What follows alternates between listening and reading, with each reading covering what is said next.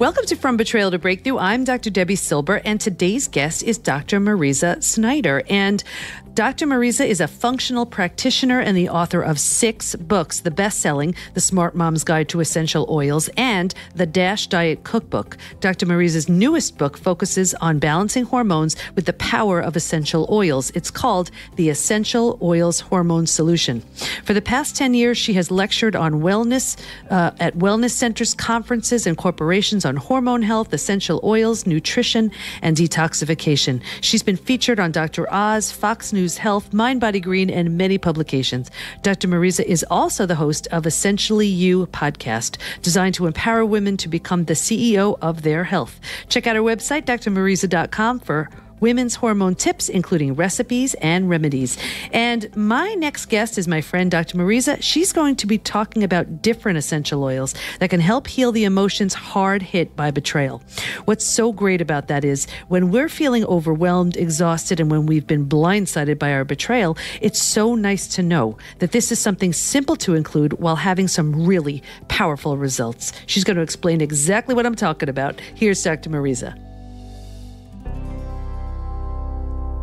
Oh, I am so excited. Today we have my friend, Dr. Mariza Snyder, with us, and she's going to be talking about how to use essential oils for emotional healing. And before I even introduce her, what I love, well, you'll adore her. You wait and see. But what I also love about this whole thing is so often, you know, when it comes to healing from something so gigantic like betrayal, we're like, oh, I have to rewire my whole mind. But the thought of using something like essential oils to help you along is something kind of simple, but really effective. So she'll tell us all about it. So welcome. Thank you so much, Debbie, for having me. I am so happy to be here today with you. I'm so excited to have you join us. So let's just get started with your journey. Tell us a little bit about you and what brought you here. Absolutely. So as you can imagine, you know, each and every one of us have our traumas. You know, we've all have felt betrayed. I have definitely have had some serious moments of betrayal in my life. And I don't really share all of my story, but I growing up, I had a lot of betrayal happen to me and how to really come to terms with it in college. Definitely probably the biggest transformations of really getting to know myself. But one of the things that was a real big kind of eye-opener for me is that my life was predicated on proving everybody wrong because who I felt betrayed me. I thought that, you know, the way to get them back was to create this life where I was going to show them what it was like. You know, I was going to be successful. I was going to do the thing. And what I realized is that driving my life or living my life based on those core principles made me very, very unhappy. And then no one else even knew that I was doing this. It was all just me on this journey by myself. And what I found is that I was doing a lot of things that I didn't love because I was doing them to prove a point.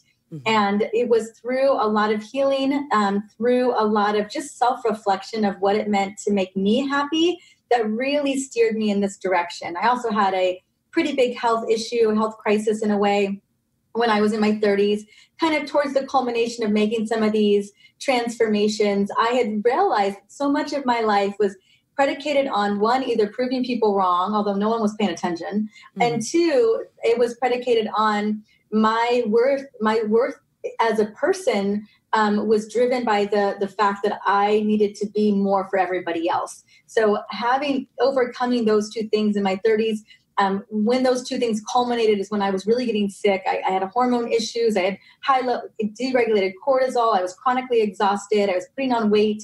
And I really knew that a lot of it had to do with the beliefs that I was holding on to. And so I made a major overhaul in that time. Only a couple years later did oils come into my life, and they played such a big role in really helping to continue to ground me down in a really wonderful way. So that's kind of my journey in a nutshell. Yeah, and I love that. You know what I pictured when you were describing that?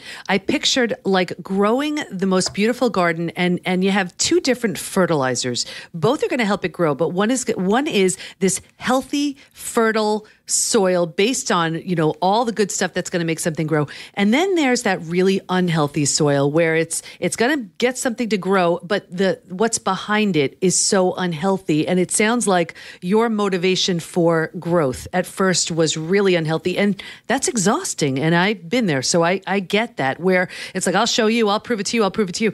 But then when you flip that switch and your fuel is passion because you love what the work does and you love who you're healing, it's a whole different fuel source, right?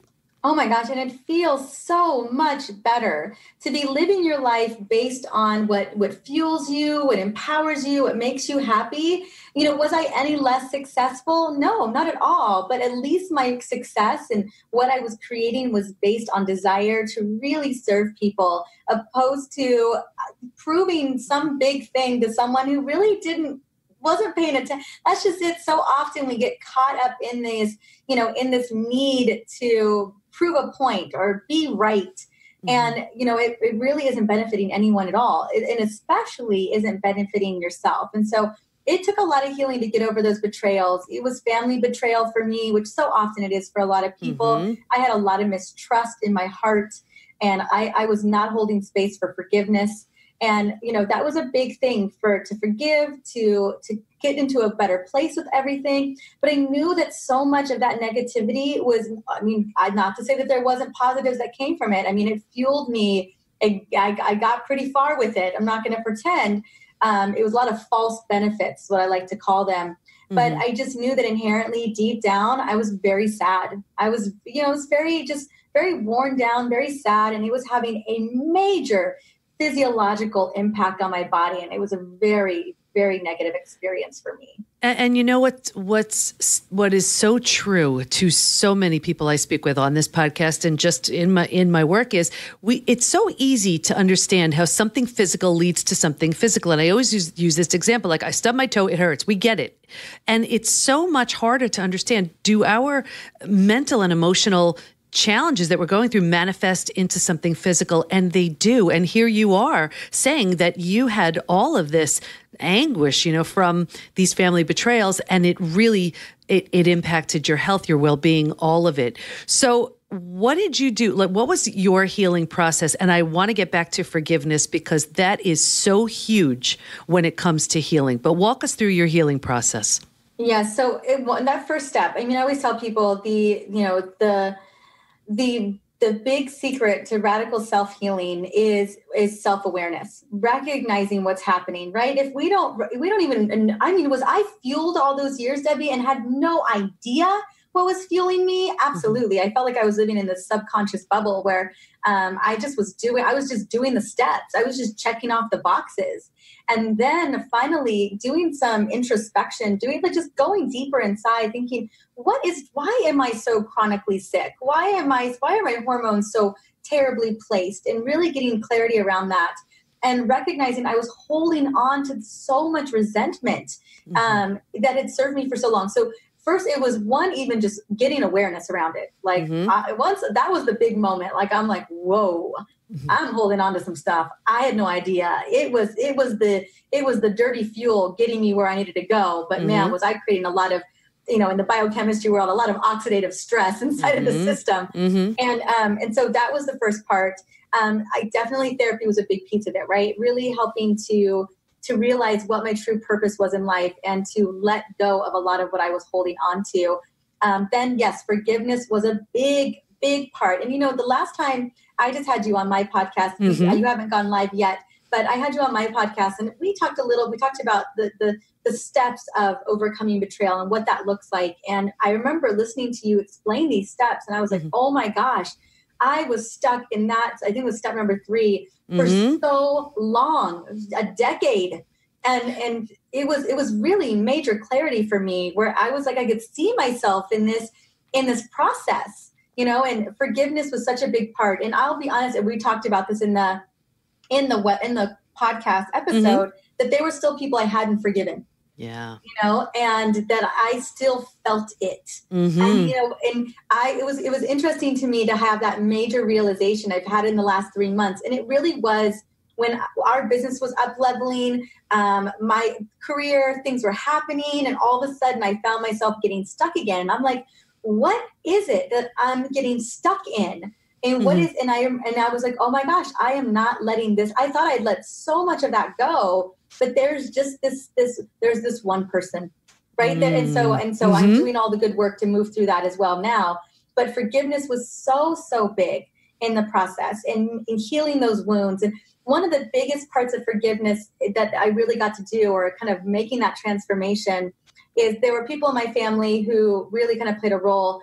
And I'm kind of the doctor in the family, or at least like the doctor advocate. Like I'm the one who goes to bat for my family. And where a lot of that healing came from was when my family in many instances had really needed me to support them in their healing journey. And I've come full circle with so many of my family members in those moments where I've stepped in that doctor role or stepped in that advocacy role, where we really healed a lot of those wounds. And in some of the more closer people, for me, we were on the same, like the reason why I was sick, well, they had a lot of betrayals themselves, probably why they had done what they did, why I got betrayed. Someone had betrayed them, I was betrayed, and I found ourselves both in the same sick situation, and we were able to come to the other side of those hormone issues that we were dealing with. And that was a major part of that healing process for me as well. And I love this whole topic of forgiveness, because so often we're like, oh, what's the big deal? We have so much resentment. We're feeling so much injustice. I mean, when it comes to betrayal, that is just huge. Those are monsters that we're feeling. But resentment is a dangerous emotion to hang on to. It is so physically destructive. But the thing with forgiveness too, and I just want to make sure everybody realizes this, you could forgive and rebuild, or you could forgive and move on. It doesn't matter. That's not the question of forgiving and rebuilding, because that's not always an option. That's not always the case, and it's not a requirement. But the forgiveness, and we've heard this, forgiveness is really about us. And it sounds like with what you're saying, that's exactly what it was. And also, you mentioned that whoever this was acting from, what their own betrayals. And we can only act from our current level of consciousness. Someone awake and aware wouldn't hurt a fly, where someone sleepwalking through life, can do all kinds of stuff. So it sounds like you really came to some serious forgiveness work. Was there a process that you went through with forgiveness? Was there a certain way you did it? Not necessarily. I mean, I definitely was working with people, like working with a therapist to kind of get through some of it as well. I just remember there just being that one day where I looked in the mirror and I thought, why am I feeling this way? And I remembered I was having we define success in a lot of different ways, but there was a lot of successes happening for me, but I was so empty inside. And I was like, I shouldn't be feeling this way. This is not, I know I should be fulfilled by these moments, and I wasn't. And that was that big kind of snapback realization, like, ooh, I'm doing this stuff for the wrong reason, or I'm being held back by something. And, I did a lot of journaling. I'm like trying to think about what was the thing. And I did a lot of journaling. I wrote a lot of letters out to those people. And I just really, I wanted to be heard. I think so often we want to be heard. Gosh, who doesn't want to be heard? My husband, he wants to be heard. I'll tell you what. And so I think I really wanted to be heard. I wanted closure. So, right. And then that was also forgiveness too. So I had written some letters, and I had really gotten really clear on, kind of just articulating how I had felt. And so the writing was really important for me. Right. Oh, that's so great. That's so great. And as far as closure, I always tell people that it's our job. Closure is our job. Justice is karma's. So it's the closure is what's really just so important. And it sounds like you definitely did it. So what was the difference that you felt? So you forgave, to whatever level you felt you needed to. Did you feel physically a difference in that? And what was it? Right. Well, I feel like that's that heavy weight on your shoulders, right? To not have to carry that burden is so much lighter. So I felt lighter. I felt like I was making decisions based on a happier, more empowered place. So I felt like my decisions felt more lighter. They felt freer. They felt happier. I definitely felt a lot happier. I felt like I was in my true purpose and true calling for the first time in my life. Like I finally heard what I was really meant to do in this world, because it was listening to my own inner voice about what I desired, opposed to, being driven by this need to, again, prove a point. Living your life by your own design versus living your life through, proving people wrong. It's like night and day. And it sounds like you really felt some peace and clarity and just freedom. So yes. That's amazing. So now let's talk about emotional health and just paint a picture for us about your work in helping women, because I know there are so many women listening to this saying, I feel awful. I feel angry, sad, hurt. I've been blindsided, frustrated, angry. Like you name the emotion, they're feeling it. So to help us help them, what do you say? What do you say to them?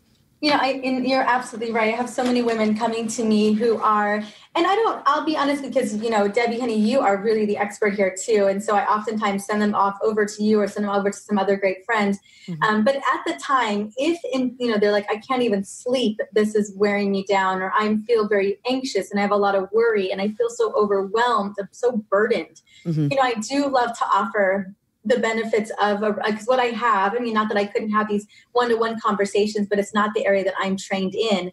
But what I do love is having that opportunity to offer something that can really shift the way that they're feeling, shift them energetically, while they're working through the process. I had a good friend of mine whose dad got really, really sick. He got valley fever and, respiratory issues. It exacerbated some of his other chronic conditions. And she was a total wreck. She had her own practice. She was the one managing that practice. And her mom was running the office for her. So her mom was her CA in the office, and her mom had to get pulled out because her father was he was bedridden for 4 months in a hospital. It got really awful. He was just there on a golfing trip in Palm Springs and, was at the wrong place, wrong time. That dust kicked up and he acquired valley fever. And so they thought that he was going to die. There were multiple times where he almost died in this 4 months. And she came to me and she's like, I just need something. I need to diffuse something. I need to breathe something in. I need an aroma that's going to get me through these days where I have got to show up for these patients.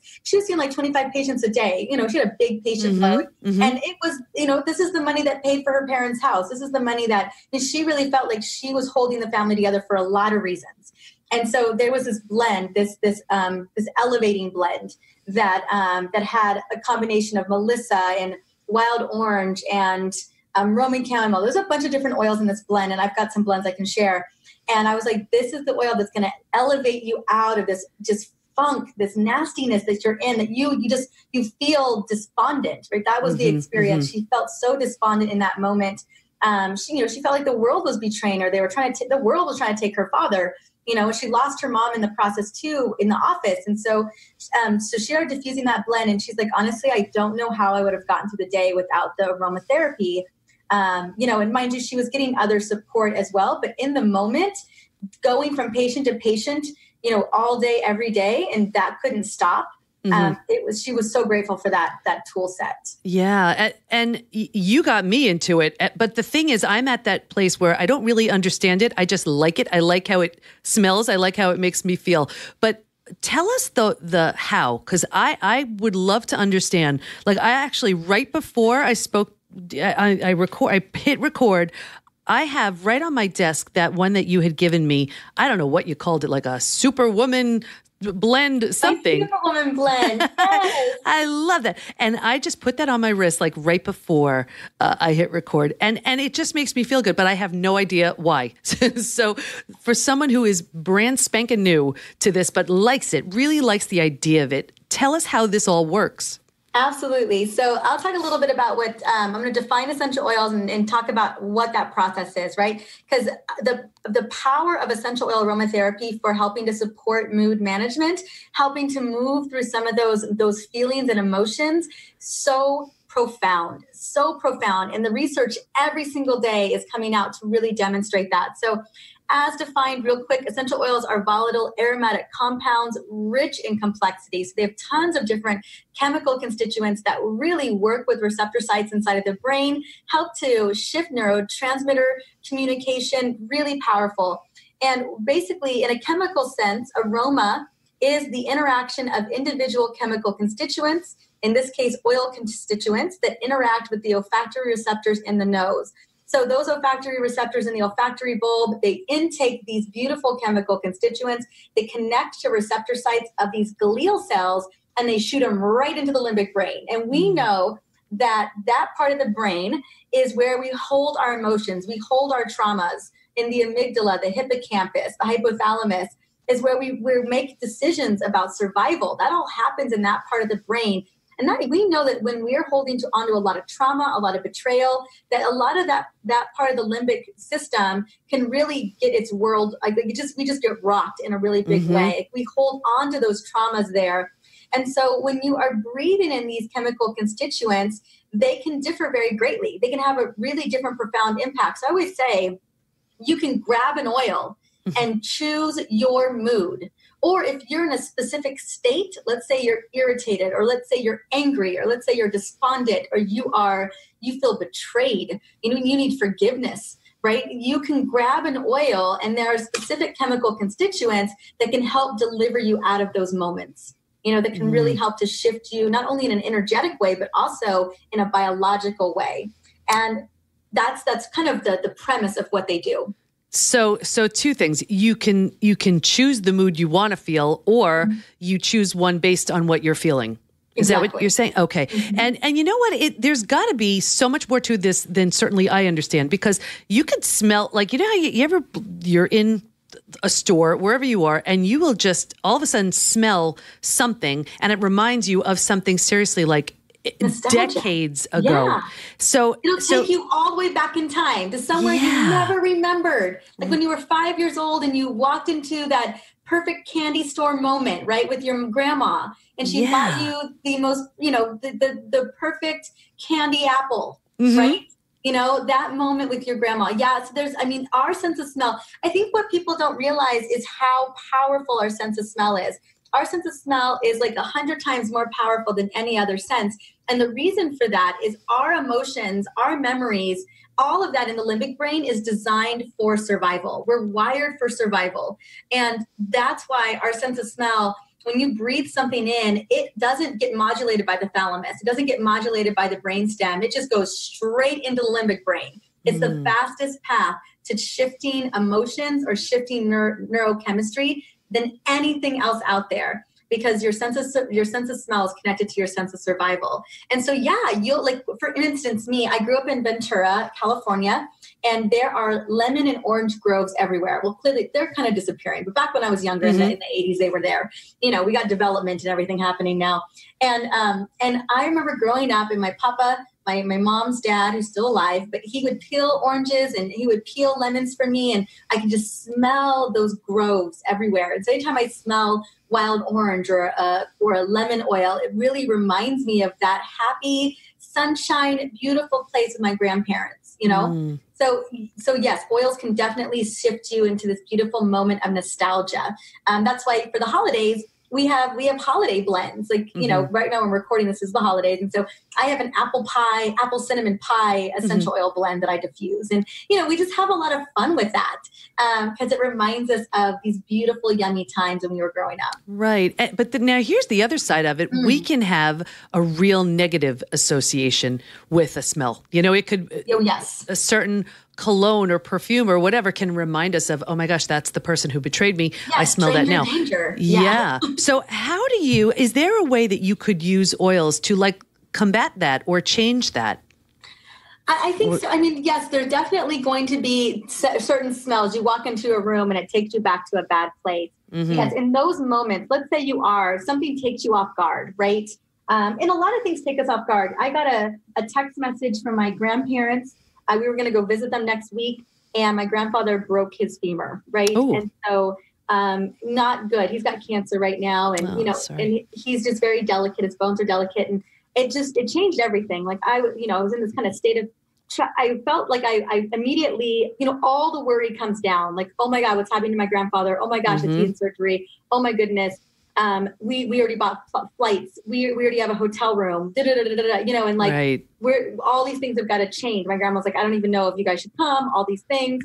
And like, all of a sudden the to-do list is downloading of what I've got to do to manage this emergency moment. And I remember I felt a lot of that bubble up, and I grabbed an oil. And what I normally do is I know that there are oils, particularly florals. A lot of the florals are very calming. They can just shut down that worry and anxiety, that anxious feelings. So I grabbed my kind of Stress Be Gone blend, which is just a combination of lavender and bergamot. Both oils they can lower blood pressure. They can lower cortisol levels. They lower stress in like 60 seconds upon contact. So I grabbed that oil. I took a couple of deep belly breaths. Because let's be honest, I wasn't going to make really good decisions in that state of mind. I needed to kind of calm down and get my grounding before we started making plans and changing things, and, I didn't want to upset my grandma by calling her and badgering her with a bunch of questions. Right. So I needed to get grounded. So yeah, you can, if you find yourself in a state, or even, you're visiting family, you're visiting the holidays, or anytime you're visiting family, or you're visiting scenarios where you're probably going to run into someone that really lights you up, that really triggers you. I really highly recommend having oils on you where you take a moment, you reset over to the side, you take some deep belly breaths, you use those oils, and you really shift the energy of how you're feeling. And I've seen you have your little pack, you take it with you. I've seen you take that stuff out and start sniffing. Oh, yeah. So because we're talking about betrayal here, and we have certain emotions that are so consistent with betrayal, what would be some top either blends or scents that could really help with emotions like sadness or grief or anger or exhaustion, things like that? Oh, absolutely. So let's talk about sadness, despondence, just feeling so down in your luck, unmotivated. Your oils for that are going to be citrus oils. So citrus oils have monoterpenes in them. They boost dopamine levels. They boost serotonin levels. You want an instant happy boost. You want an instant energy boost, an instant abundance boost. It's going to be citrus oils. Those are going to be your oils. Let's say you want to move through emotions. You feel stuck. You feel emotionally stagnant, right? Your go-to oils are going to be lemongrass, frankincense, cypress. These are all, and I'll tell you, cypress is like, we always say that cypress, get ready for the waterworks. Really? Wow. Cypress is great on the lymphatics, but man, it moves your energy in such a big way. There's some oils you do want to be mindful of because they can really, you got to be ready for that storm. You got to be ready to let that oil work its magic. So frankincense, lemongrass, cypress, you want to move through stagnant emotions. Those are your three oils. So no cypress, like if you're in a job and you have to, present or... Okay. No, don't use cypress before you got to present. You pull out that wild orange. That's the oil you want. If you're looking for oils around bravery, courage, let's say you're about to do a big presentation. That would be like, I have a blend called Brave, and I use it all the time because everyone needs a little extra courage, a little liquid courage, right? A little essential oil courage. So it is cinnamon and citruses. Those are going to be your Brave oils, right? If you need some liquid courage. So I'm always using that before a big presentation to kind of shift that. Let's say you are feeling really irritated, really anxious. You're nervous about attending something. You're nervous about that family vacation. Clary sage, jasmine, lavender, Roman chamomile, bergamot. Those are all safety oils. Those are very safe oils. They're going to feel very comforting, nourishing. Those are going to be it. Now, let's say it's forgiveness. Let's say you are holding on to some bitter resentment, down to the core in your gut, feeling it. It's going to be ginger.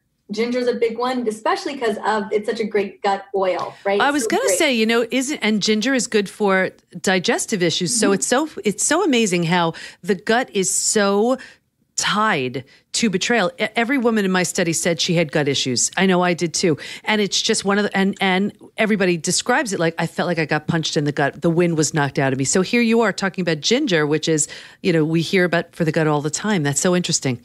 Oh yeah. And I it is interesting. And then it's like, oh, that totally makes sense, right? It totally makes sense. Then the other ones for that bitterness, that angry, that you even may be feeling ashamed. It's going to be, so we're talking about grounding oils here, Siberian fir, cedarwood, vetiver, a lot of our tree oils, our Douglas fir. These are going to be the oils that can really help support that feeling of being ashamed, or that feeling of just feeling bitter. Also, herbs will help with this. So rosemary is a great one for that kind of bitter feeling. Basil as well is going to help kind of cleanse those bitter feelings. And so those kind of hit the mark for some of the big ones that we were talking about.